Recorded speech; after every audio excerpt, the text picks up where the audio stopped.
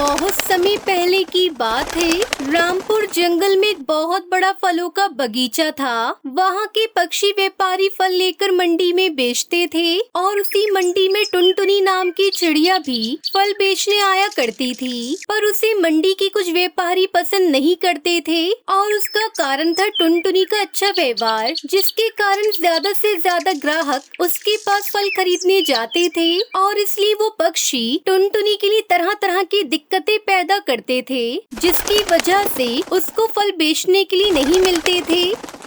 ये टुनटुनी अगर बगीचे में मेरे से पहले पहुंच गई तो फल लेकर मंडी चली जाएगी। फिर सब पक्षी इसी से फल खरीदेंगे। मुझे इसे किसी भी तरह रोकना होगा। हाँ, ये तरीका सही रहेगा। कोई है? कोई मेरी मदद करो।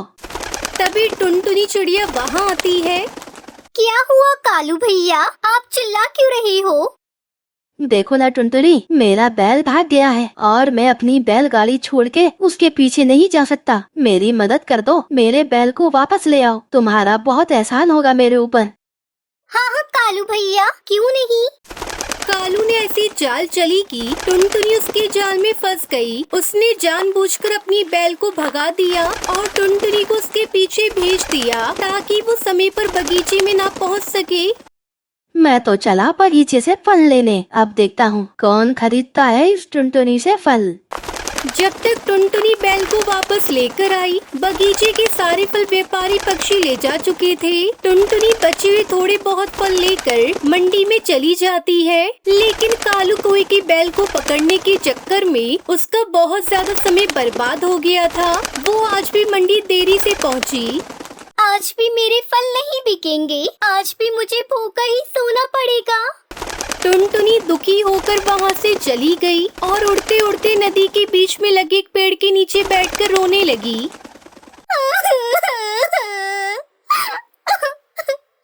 हर रोज यही होता है, कभी समय पर मंडी नहीं पहुँच पाती और सारे व्यापारी पक्षी बगीचे से फल तोड़कर बाजार में बेच देते हैं और मैं खाली हाथ रह जाती हूँ।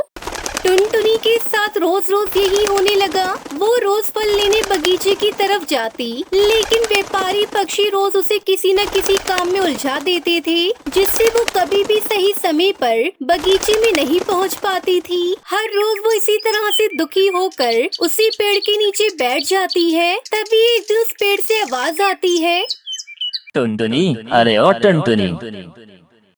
अचानक से आवाज सुनकर टुनटुनी चिड़िया चौंक गई और जैसे उसने पीछे मुड़कर देखा तो वो डर गई, क्योंकि उससे वही पेड़ बात कर रहा था जिसके नीचे वो बैठी थी। डरो मत टुनटुनी। तुम बोल कैसे सकते हो? तुम तो एक पेड़ हो ना।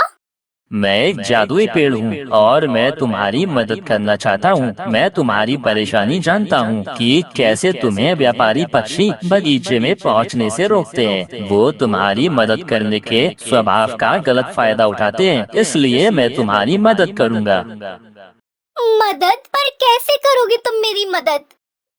तुम्हें मंडी में बेचने के लिए फल चाहिए थे ना? मैं तुम्हें फल की जगह एक ऐसी चीज दूंगा जिसे खाकर पक्षी दीवाने हो जाएंगे।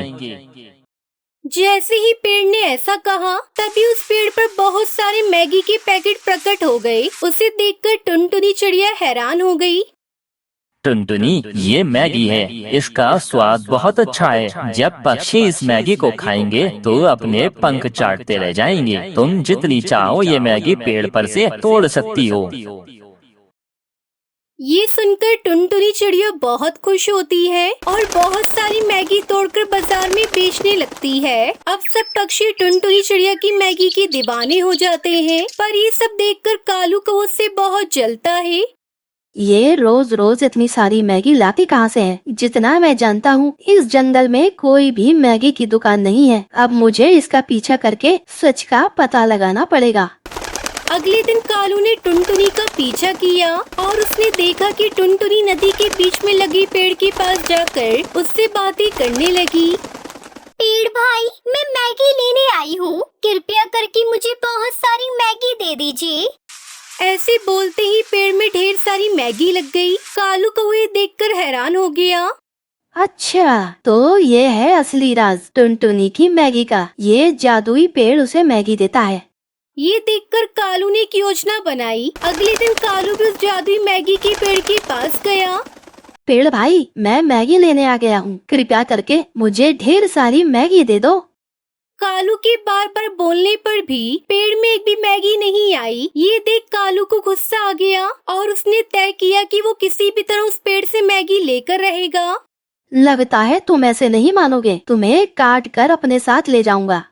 कालू ने पेड़ काटने की बहुत कोशिश की, लेकिन वो उसे काट नहीं पाया। तभी टुनटुनी चिड़िया वहाँ आती है और कालू को पेड़ काटते देख हैरान रह जाती है। अरे ये क्या कर रहे हो कालू भैया, इस पेड़ को मत काटो, चले जाओ तुम यहाँ से। टुनटुनी, मुझे सच्चाई का पता चल चुका है। ये एक जादुई मैगी का पेड़ है, यही तुम्हें रोजाना मैगी देता है ना। लेकिन अब मैं इसे काटकर अपने घर ले जाऊंगा। चलो हटो यहाँ से। लगता है ये ऐसे नहीं कटेगा। अभी गांव जाकर बड़ा हथियार लेकर आता हूँ। कालू बड़ा हथियार लेने गांव की ओर जाता है। ये देख टुनटुनी जादुई पेड़ के पास जाकर विनती करती है। पेड़ भाई, अब आपकी सच्चाई पक्षियों को पता चल चुकी है। अब आप यहाँ सुरक्षित नहीं हैं। आप यहाँ से चले जाइए, इसमें ही आपकी भलाई है। टुनटुनी के ऐसा कहते ही पेड़ के चारों ओर एक रोशनी फैलने लगी और देखते ही देखते उस पेड़ ने एक गिद्ध का रूप ले लिया। ये देख टुनटुनी के आश्चर्य का ठिकाना नहीं रहा। धन्यवाद टुनटुनी, मैं नदी पार जंगल का राजा हूँ। बहुत साल पहले मैंने गलती से एक ऋषि की तपस्या भंग कर दी थी और उन्होंने मुझे पेड़ बनने का श्राप दिया था और कहा था कि जब तक कोई मुझे खुद अपने मन से यहाँ से वापस जाने को नहीं कहता, तब तक मैं पेड़ ही बना रहूंगा। आज तुमने मुझे यहाँ से जाने को बोलकर मुझे श्राप से मुक्त कर दिया है। चलो अच्छा है, आप अब हमेशा के लिए श्राप मुक्त हो गए। हाँ, तुम बहुत ही अच्छी चिड़िया हो। ये लो, इस मैगी के बीज को अपने घर में लगा देना, फिर तुम्हें कभी मैगी की कमी नहीं होगी। फिर वो गिद्ध वहाँ से गायब हो गया। टुनटुनी ने उस मैगी का बीज अपने घर में लगा दिया और देखते ही देखते उस बीज ने एक पेड़ का रूप ले लिया और उसमें बहुत सारी मैगी लग गई। अरे वाह, ये तो जादुई मैगी का पेड़ है। उस दिन के बाद से टुनटुनी को कभी भी मैगी की कमी नहीं हुई और उन मैगी को बेचकर वो अपनी जिंदगी खुशी खुशी गुजारने लगती है।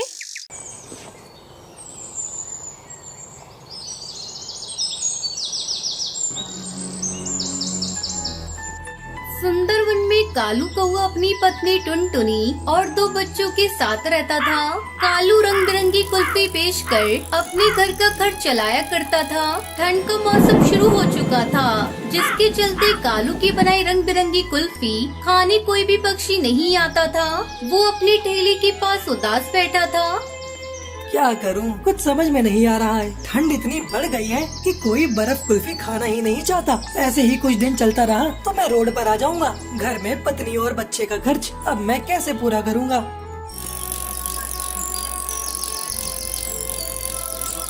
शाम में कालू थका हारा घर लौटा। आज भी उसकी कुछ भी कमाई नहीं हुई थी। तब तक आप लोग कमेंट पे बताएं 123 - 89 कितने होते हैं। क्यों जी, आप इतनी थकी हारी और परेशान दिख रही हैं। लगता है आज भी बिक्री नहीं हुई है। अगर ऐसा ही चलता रहा तो बच्चों की पढ़ाई छूट जाएगी। अपने ऊपर थोड़े बहुत जो कर्ज है वो भी हम चुका नहीं पाएंगे। यही तो मैं भी सोच रहा हूँ टुनटुनी, इस ठंड में कोई बर्फ कुल्फी खाना ही नहीं चाहता। तभी टुनटुनी के दोनों बच्चे स्कूल से घर आ जाते हैं। बच्चों, तुम लोग थोड़ी देर रुको, मैं तुम्हारे पिताजी के लिए बर्फ कुल्फी बना रही हूँ। तुम लोगों के लिए भी बना देती हूँ। नहीं माँ, आज हमें बर्फ कुल्फी नहीं खानी। तुम पिंकी को कुल्फी खिलाओ। मुझे तो आज मैगी खाने का मन हो रहा है। तुम्हें पता है माँ, मेरी सहेली आज स्कूल में गर्मा गर्म मैगी खा रही थी। उसे देखकर मेरे मुँह में पानी आ गया। माँ, मैं भी आज मैगी खाऊंगी। मुझे तुम 5 रुपए दो ना, मैं अभी जाकर मैगी के पैकेट खरीद कर लाती हूँ। टुनटुनी पिंकी को 5 रुपए देती है। जा पिंकी, जल्दी से मैगी खरीद कर ला। मैं तुम लोगों के लिए मैगी बना देती हूँ। थोड़ी देर बाद टुनटुनी बच्चों को मैगी बनाकर देती है।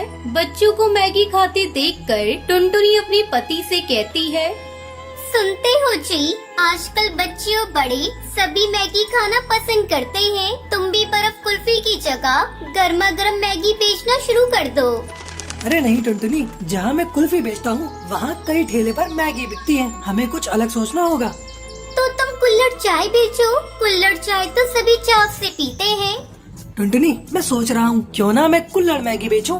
अरे ये तो बहुत बढ़िया आइडिया है। मैं कल तुम्हारे लिए बहुत सारी मैगी और मिट्टी की कुल्हड़ बना दूंगी। टुनटुनी, ऐसा करो, कल से तुम भी मेरे साथ चलो, हम दोनों मिलकर कुल्हड़ मैगी बेचेंगे। अगले दिन टुनटुनी अपने पति के ठेले पर कुल्हड़ मैगी बेचने जाती है। आइए आइए, गर्मा गर्म कुल्हड़ मैगी खाइए। मुंबई की मशहूर कुल्हड़ मैगी आपके जंगल में पहली बार बिकने के लिए आई है। टुनटुनी की आवाज सुनकर कुछ पक्षी टुनटुनी के ठेले पर आते हैं। अरे बहन, मैंने तो पहली बार कुल्हड़ मैगी का नाम सुना है। जरा मुझे और मेरी दोस्त को कुल्हड़ मैगी खिलाइए। टुनटुनी अपने दोनों ग्राहकों को कुल्हड़ मैगी खाने के लिए देती है। अरे वाह, इस मैगी का तो कोई जवाब नहीं। इसका स्वाद तो बहुत अच्छा है। कुछ ही घंटों में टुनटुनी की बनाई हुई सारी कुल्हड़ मैगी बिक जाती है। ये देखकर दोनों पति पत्नी बहुत खुश होते हैं। देखा जी, आपकी कुल्हड़ मैगी का आइडिया तो बहुत ही अच्छा था। कल से हमें और ज्यादा कुल्हड़ मैगी बनाने का सामान खरीद कर लाना होगा। इस तरह टुनटुनी अपने पति के साथ मिलकर कुल्हड़ मैगी बेचने लगती है और खुशी खुशी बच्चों के साथ रहने लगती है।